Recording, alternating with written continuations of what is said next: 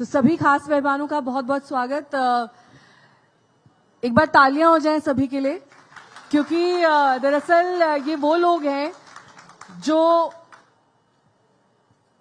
ऐसी पार्टियों का नेतृत्व करते हैं जो छत्तीसगढ़ के चुनाव में अहम भूमिका निभाती है। विनोद जी, जिस मकसद से आपकी पार्टी का गठन हुआ, उस मकसद की पूर्ति इस राज्य में हो रही है या फिर अनदेखी की जा रही है? क्योंकि बार बार इस वक्त पूरे देश में यह मुद्दा है कि रिजर्वेशन विद इन रिजर्वेशन होना चाहिए।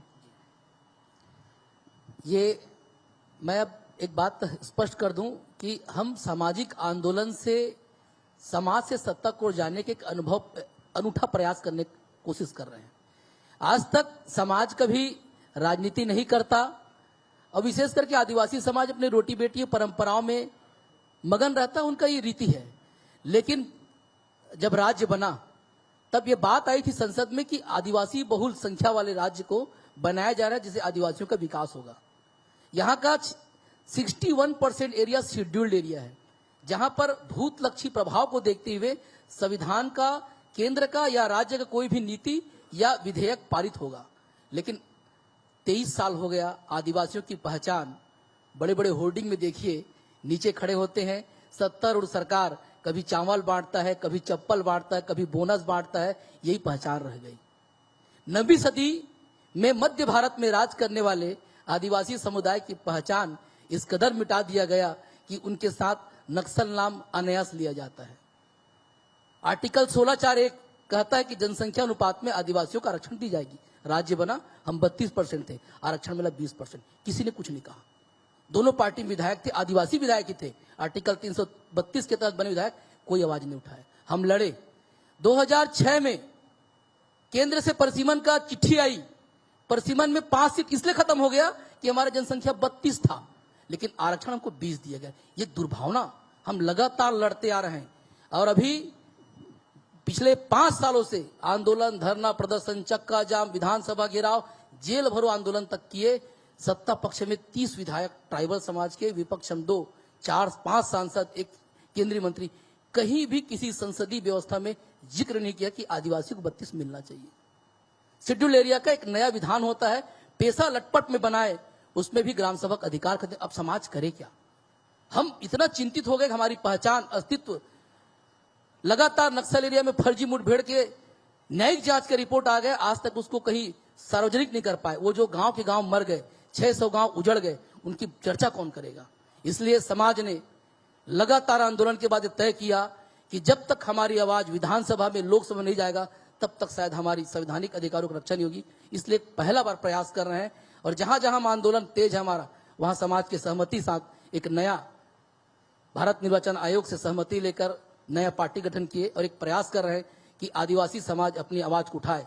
आज तक जितने बजट केंद्र के, चाहे लोकसभा, राज्यसभा या विधानसभा से जितनी बजट ट्राइबल के लिए आज तक पास हुआ है, अगर उस बजट को आदिवासियों में बांट दूं तो जहां तक मैं समझूं सभी क्या है, मर्सिडीज बेंज गाड़ी खड़ी होगी। इतनी बजट हमारे लिए आ चुकी है, लेकिन बजट आया पर पहुंचा नहीं जमीनी स्तर पर। आज हमारी हालात आज भी तो भ्रष्टाचार है, मतलब भ्रष्टाचार भी है, सिस्टम भी कहीं न कहीं दिक्कत है। और हमारी आरोप तो ये भी ना कि आज सत्ता में 30 विधायक आदिवासी समाज के हैं, वो क्यों नहीं बोलते?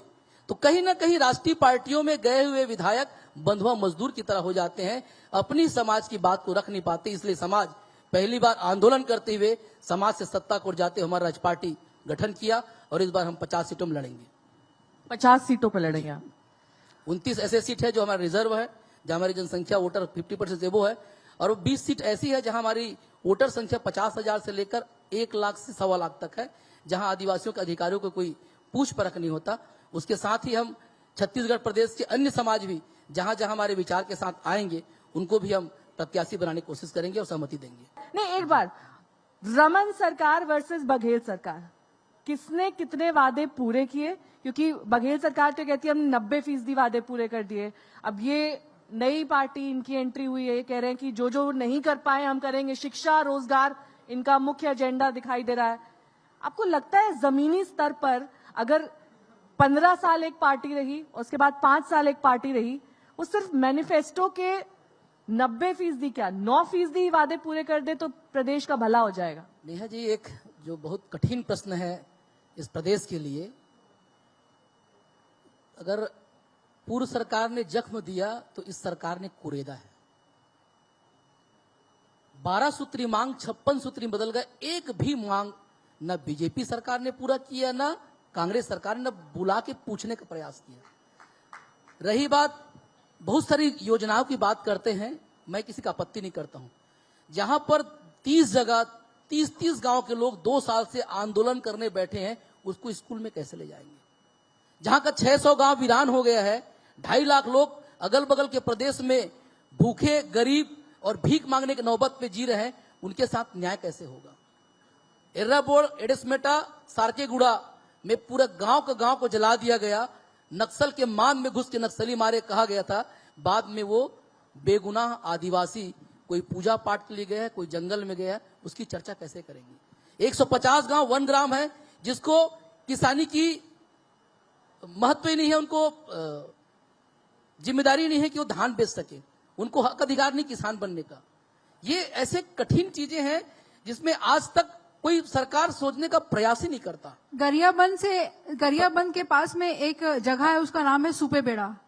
उस पर भी मैं आपका ध्यान केंद्रित करना चाहूंगी, आपको याद दिलाना चाहूंगी कि वहाँ पर लोग किडनी की बीमारी से मर रहे हैं। वहाँ का पानी बहुत दूषित है, आप लोगों को पता होगा। तो वहाँ के लिए सरकार क्या कर रही है? अभी तक वो प्रॉब्लम अनरिसॉल्व्ड है। हम सरप्लस बिजली की बात करते हैं, आज भी बहुत सारे गांव में बिजली नहीं है। शराबबंदी का वादा करते हैं, शराब की 662 दुकानें संचालित हैं। कोयला अगर देश को देता है, हर तीसरे दिन महिलाओं पर अपराध होता है। एरिया से लोहा अगर इस देश को जाता है शेड्यूल एरिया से, छत्तीसगढ़ से 100% टीन अगर इस